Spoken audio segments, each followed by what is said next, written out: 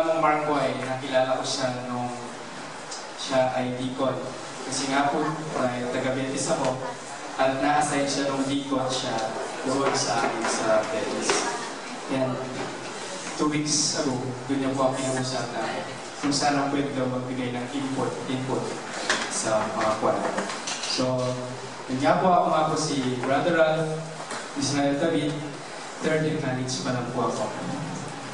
Kasi po, kadalasan sa mga tao sa labas, so kaya minsan sa seminaryo, pag may dumarating na matanda, ayan, si Claude po po. Parang pa po pari. Parang po umupo. Pero anak ko pa po. Maniwala ko po ako. Anak ko manakarap niyo. Lahat po ba nakakaintindi ng kapampaan? Isa naman. Kasi baka mapalitit yung sa Tagalog.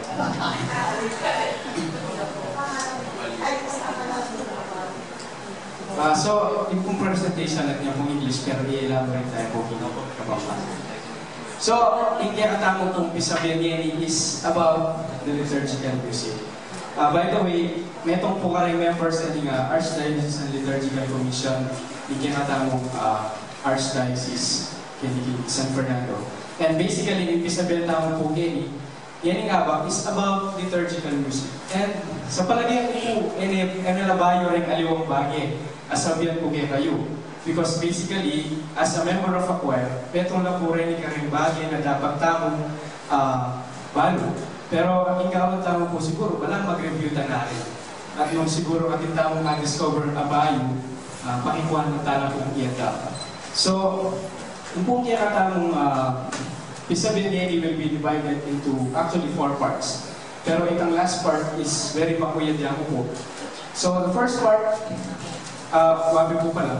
I will try to make this as mabilis ng Malyari. Lalo na Domingo ngayon, ipot yung mga mag-SNK makipag-pay. So, divided yung po into 4 parts. Umuna ang introduction to liturgical music, and then isabenta na po na yung general norms sasabihan na yung musikam sacram. Lalo yung po yung musikam sacram, kota po isabihan niya po kayo. But the music in the Mass, isabenta na po detail by detail, then in parts, kakanta mo king misa. For example, entrance song, Gloria, Alleluia, Montagu. And then, a short input on liturgical music for that. Lalo na po dapat ang panahon ni Quaresma, nanapin po nga po na then yung niya po kasing Assurance Day, February 22. So pagmulan na rin naman po yung Quaresma. At metong yan po karang pinakamasanting panahon ng Pisamba ng Quaresma. So, then po rin kaya katawang Pisabian niya yung ito. So, muna, liturgical music. Lalo yakin po ba yung liturgical music? Nga na, liturgical music is a kind of sacred music and satisfies the need of the liturgy. Isa siyang uri ng banal na musika na inihahanda upang punan ang pangangailangan ng liturhiya. Yan po since member tamo ni choir, mag-focus tamo po kasi sinabi tamong liturgy, I would mean to say na misa na po kanta. Since choir tamo po. So, liturgical music is a kind of music which is intended basically for the celebration of the Mass. Yan po. All kinds of liturgical music are sacred music, but not all sacred music are liturgical music. Ito niya po ka rin bagay, tanda ng tao yan. Kadalasan, karaklan ka rin ng parokya, pininiing maging problema. Atin tamong sacred music, but they were composed basically ali para king liturgical music. They were composed not for liturgical purposes. So, in gagamitan tamong king misa, they are the liturgical music. Example, hindi kita malilimutan. Ini madalas tayo po parang pagkamali laging hindi kita malilimutan. Sabihin na pang hindi. Pero kita matutuwanan, hindi kita malilimutan is a song based on from the book of the prophet Isaiah. Isaiah 49:16 to 18. And it is a song specially used during the Lenten season. O yan o, Mag-Lent. Kategori ang gamitan. It is a liturgical song na magagamit po ang panahon ng Kwaresma. Ining tanging yaman ang buong sayo lamang. They are also considered liturgical songs. Pero nano pong klaseng liturgy. Para nano lang klaseng liturgy, then kanta nga rin. Karin booking seminary, gagamitan nila rin, especially po ng investitures. Ito pong po may pasulunan kaming sutana. Kasi, yung tema na ng kanta nga rin, they talk about commitment, dedication, ibigay mo yung sarili mo king Ginoo. So, uling yung tema na in celebration na ng liturgia is investiture, pamayulog sutana, pamananguking awas ng Ginoo, inya sa kanta may ang gagamitan in kanta. Pero basically, pwede talang gamitan ka rin kaliwang misa, pero they are intended specially para ka rin special fashion. That they are not for ordinary liturgy. O ini, from a distance. Bali ito yung from a distance?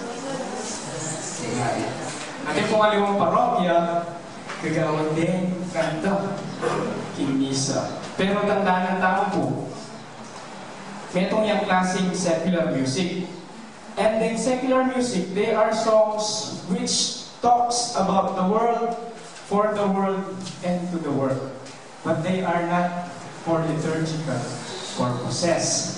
Therefore, the existence of the Word God, Lord, Jesus, Mary, and such will not automatically qualify a song to be a liturgical song. Tandaan tayo po ito. Uling dingdam tayo in salitang Diyos, in lagyo ng Jesus, in meto makanta, consider ta ng liturgical song. Nanong halimbawa maisip ko, nandun nakakita ng Gary V. Natutulog ba ang Diyos? Ating danger na baka gamitan din yung natutulog ba ang Diyos? Bakit? Uling dingdam din, in lagyo ng Diyos. Pero hindi po itandaan tama.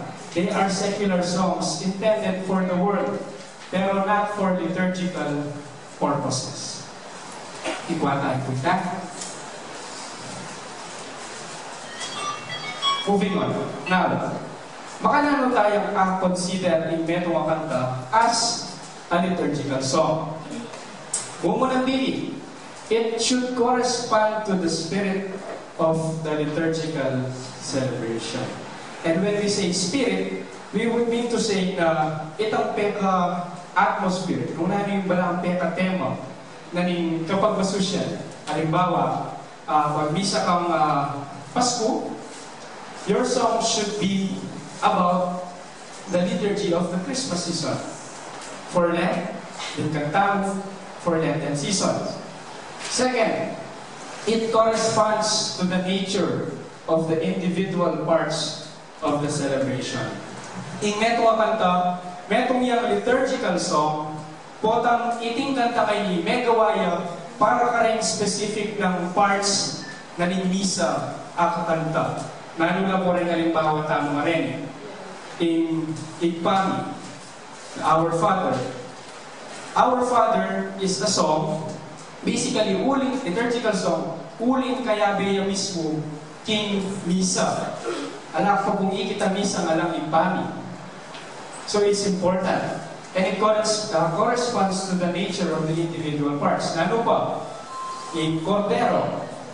Cordero ng Diyos. Metong niya ka rin pakibat. Akikatamong sasabihin po itong misa at kakantatayin ni. And lastly, it does not hinder the active participation of the faithful. What ang sabihin tayo pang mas malalam ining ausan tamo? Active participation. So muna, it corresponds to the spirit of the liturgical celebration. It corresponds to the nature of the individual parts of the celebration. And lastly, it does not hinder the active participation of the faithful.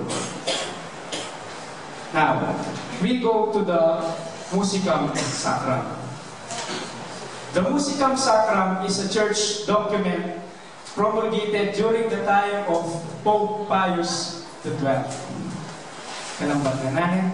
That was still in 1967.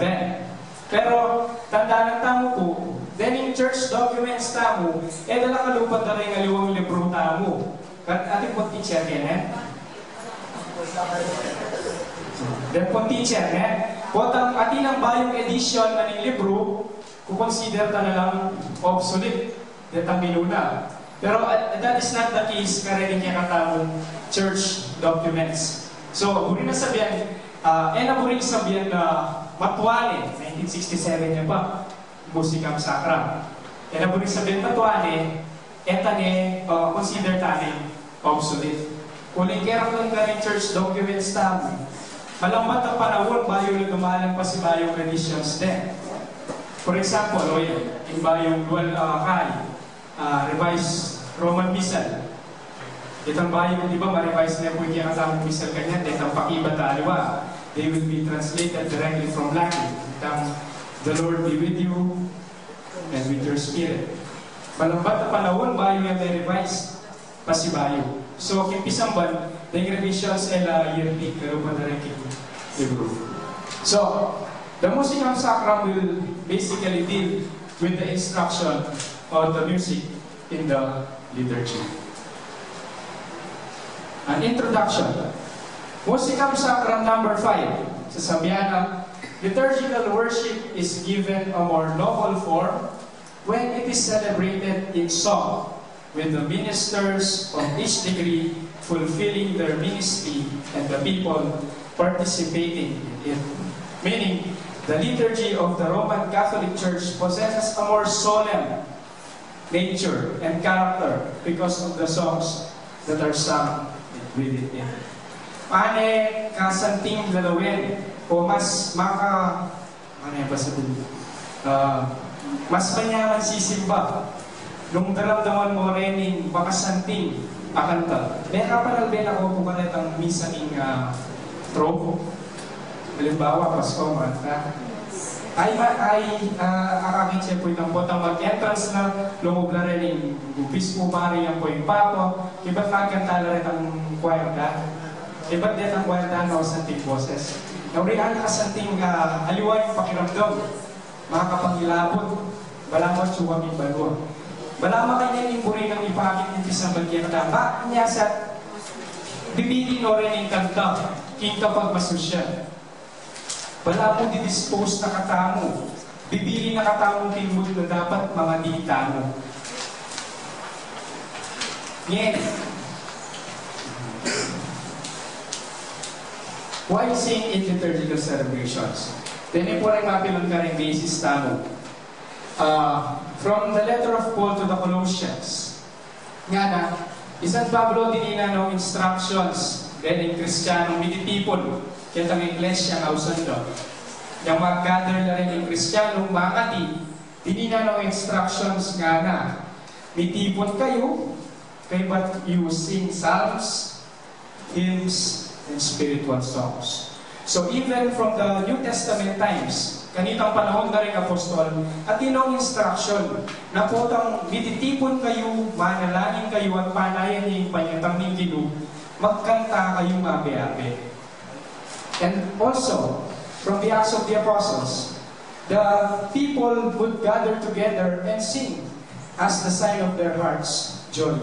Magkantala, uli na nitang tulang panagdaman da, kingkarelang puso. And, para kang San Agustin, singing is for one who loves. Wala po ang kaluguran niya